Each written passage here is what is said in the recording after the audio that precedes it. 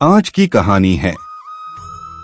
हनुमान जी ने किया था सत्यभामा, गरुड़ और सुदर्शन चक्र का घमंड चूर चूर। एक बार की बात है, भगवान श्री कृष्ण जी ने अपनी पत्नी सत्यभामा को पारिजात वृक्ष लाकर दिया था, जिसके चलते सत्यभामा को खुद पर यह घमंड हो गया कि वह श्री कृष्ण की सबसे प्रिय हैं और पूरे लोक में उनसे सुंदर कोई नहीं है।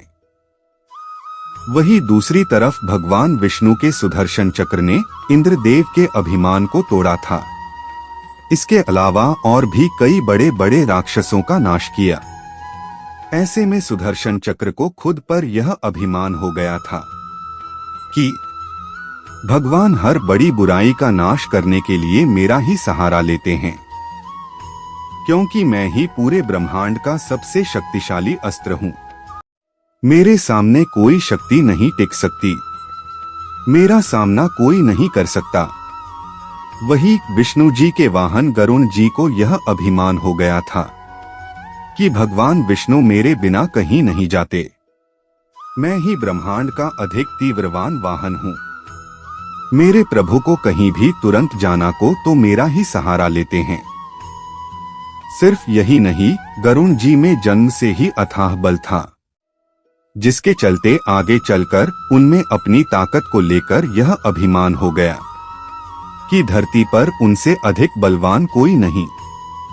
तो इन तीनों का घमंड तोड़ने के लिए भगवान श्री कृष्ण ने हनुमान जी का आवाहन किया, क्योंकि वह जानते थे कि हनुमान जी महादेव के अवतार हैं, उनमें असीमित शक्तियां हैं। अतः इन तीनों का घमंड तोड़ने में सक्षम हो गए। हनुमान जी भगवान राम के आशीर्वाद और वरदान स्वरूप धरती पर ही अदृश्य रूप से विचरण करते थे। तब जैसे ही भगवान श्री कृष्ण की पुकार हनुमान जी के कानों तक पहुंची, हनुमान जी के मानो रोंगटे खड़े हो गए। हनुमान जी गदगद हो उठे, मानो उन्हें भगवान श्री राम जी ने याद किया हो। तुरंत हनुमान जी तीव्र गति से उड़ते हुए भगवान श्री कृष्ण के पास पहुंच जाते हैं। हनुमान जी जैसे ही आए, वह भगवान श्री कृष्ण के इस अवतार को देख उन्हें पहचान नहीं पाए। तब श्री कृष्ण ने हनुमान जी को अपने द्वापर युग वाले अवतार श्री राम की याद दिलाई और बताया कि मैं ही राम हूँ और अब इस त्रेतायुग में पाप का नाश करने के लिए फिर से अवतरित हुआ हूँ। इस युग में मेरा नाम वसुदेव कृष्ण है। इतना सुनते ही हनुमान जी जय श्री राम का स्मरण करते हुए सर झुकाकर श्री कृष्ण जी को प्रणाम करते हैं। हनुमान कृष्ण जी के सामने आते ही उन्हें प्रणाम करते हैं और तुरंत बोलते हैं, प्रभु क्या आज्ञा है मेरे लिए। तब श्री कृष्ण जी हनुमान जी को बोलते हैं कि यहाँ से एक कोस दूर एक सुंदर वाटिका है, वहाँ बहुत ही स्वादिष्ट फल लगे हैं, तो तुम जाओ हनुमान, उन फलों का आनंद लो और कुछ मेरे लिए भी ले आना। हनुमान जी तुरंत उस वाटिका में पहुंच जाते हैं और सुंदर मीठे फलों का आनंद लेते हैं। हनुमान जी अपने बंदर और चंचल स्वभाव की वजह से वृक्षों को नुकसान पहुंचाने लगते हैं। यह खबर आग की तरह द्वारिका नगरी में फैल जाती है कि एक विशाल उद्दंड वानर पूरी वाटिका को तहस नहस कर रहा है। अब यह खबर जैसे ही श्री कृष्ण तक पहुंचती है, भगवान कृष्ण तुरंत अपने वाहन गरुण राज को याद करते हैं। गरुण राज तुरंत भगवान श्री कृष्ण के सम्मुख प्रकट हो जाते हैं। श्री कृष्ण जी गरुण को आदेश देते हुए कहते हैं कि द्वारिका की सुंदर वाटिका में एक विशाल मायावी वानर घुस आया है। वो बहुत अद्दंड मचा रहा है, उसे तुरंत बंदी बनाकर मेरे सामने लेकर आओ। अपने साथ कुछ सैनिक भी ले जाओ। यह सुन अरुणराज बोलते हैं, प्रभु उस वानर के लिए मैं अकेला ही काफी हूँ, भला सैनिकों की क्या जरूरत, अब आज्ञा दे महाराज। यह सुन श्री कृष्ण मुस्कुरा देते हैं और बोलते हैं, जैसी आपकी इच्छा। अब गरुण जी तुरंत अपनी तीव्र गति से उस वाटिका में पहुंच जाते हैं और हनुमान जी को बोलते हैं, चलो तुम्हें श्री कृष्ण जी ने तत्काल बुलाया है। यह सुन हनुमान जी बोलते हैं, मैं किसी कृष्ण को नहीं जानता। यह सुन गरुण जी क्रोधित हो उठते हैं और हनुमान जी पर अपने अस्त्रों से प्रहार कर देते हैं। हनुमान जी आसानी से उनके हर प्रहार को विफल कर देते हैं। फिर अपनी पूंछ को विशाल करके गरुण जी को उसी में लपेट लेते हैं। गरुण जी अपनी पूरी ताकत लगा देते हैं, लेकिन फिर भी उस जकड़न से निकल नहीं पाते। तब गरुण जी को समझ आता है कि यह कोई साधारण वानर नहीं, यह जरूर कोई मायावी है। हनुमान जी तुरंत अपनी पूंछ को जोर से झटका देते हैं और गरुण जी दूर नदी में जा गिरते हैं। गरुण जी अब किसी तरह बचाते वहां से चले जाते हैं और पुनः भगवान श्री कृष्ण के पास पहुंच जाते हैं। गरुण जी श्री कृष्ण को बताते हैं कि हे प्रभु, मुझे क्षमा करे, मैं उस वानर को नहीं ला पाया। वह बहुत ही मायावी वानर है, जिसके सामने मेरी शक्तियां और बल कमजोर पड़ गए। गरुण जी की इस बात को सुन श्री कृष्ण जी मन ही मन बहुत प्रसन्न हुए और सोचने लगे कि इस घटना से गरुण जी की ताकत का घमंड तो टूट गया, लेकिन अभी भी उनका एक घमंड टूटना बाकी है, और वो है उनकी गति का घमंड। यह विचार कर श्री कृष्ण जी बोलते हैं, हे गरुण, आप चिंता न करें। आपने अपनी तरफ से जो प्रयास किया वो काबिले तारीफ है। मैंने अभी अपनी शक्तियों से पता लगाया है कि वह कोई साधारण वानर नहीं, वह स्वयं राम भक्त हनुमान जी है। इसीलिए जब आपने मेरा नाम लेकर उनको आने को कहा तो वह नहीं आए। इस बार फिर से जाओ और उनको कहना, आपको भगवान श्री राम ने बुलाया है। उनको तुरंत अपनी पीठ पर बैठा कर ले आओ।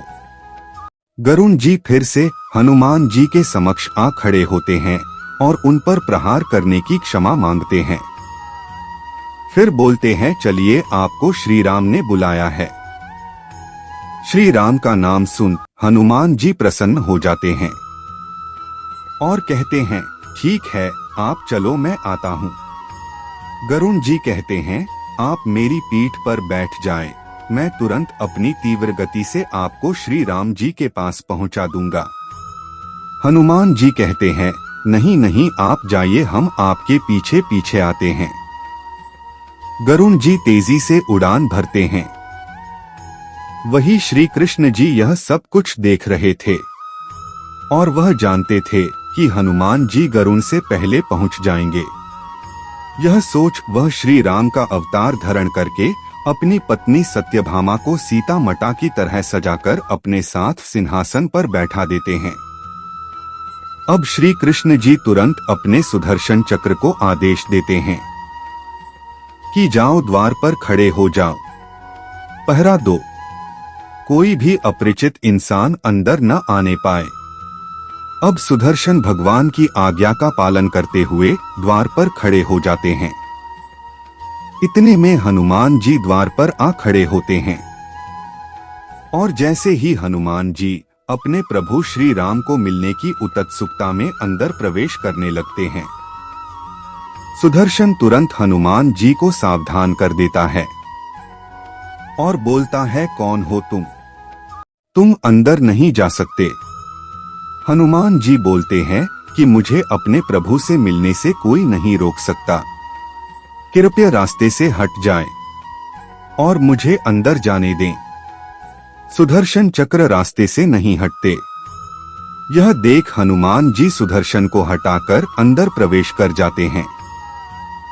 अंदर सिंहासन पर भगवान श्री राम के रूप में बैठे श्री कृष्ण जी को प्रणाम करते हुए जब उनके साथ बैठी स्त्री यानी सत्यभामा को देखते हैं तो कहते हैं, हे प्रभु, माता सीता कहाँ है और आपके साथ यह दासी कौन है?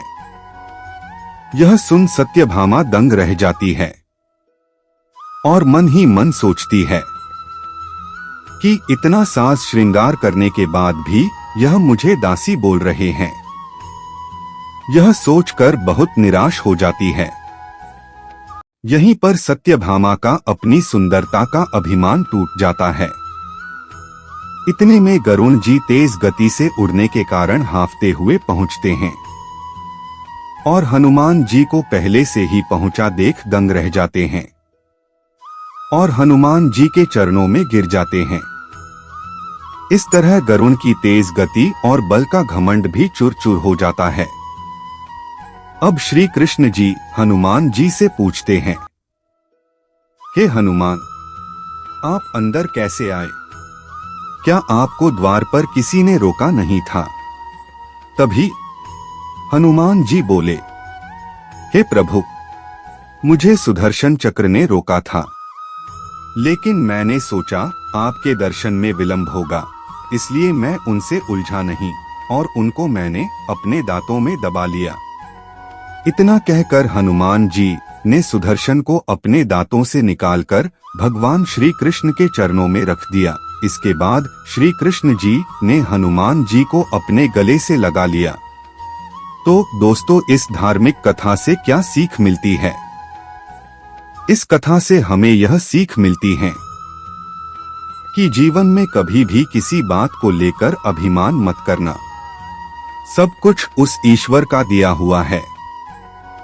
वो चाहे तो आपको फकीर बना दे और वो चाहे तो राजा। यह सब आपके सुंदर व्यक्तित्व पर निर्भर करता है कि हमें हनुमान जी जैसा उदारवान बनना है या फिर रावण जैसा अभिमानी। जीवन में कभी अभिमान न करे। ज्ञान से भरी ऐसी ही और भी धार्मिक विचार की वीडियो को देखने के लिए हमारे चैनल को सब्सक्राइब करें और कमेंट में जय श्री कृष्ण लिखें।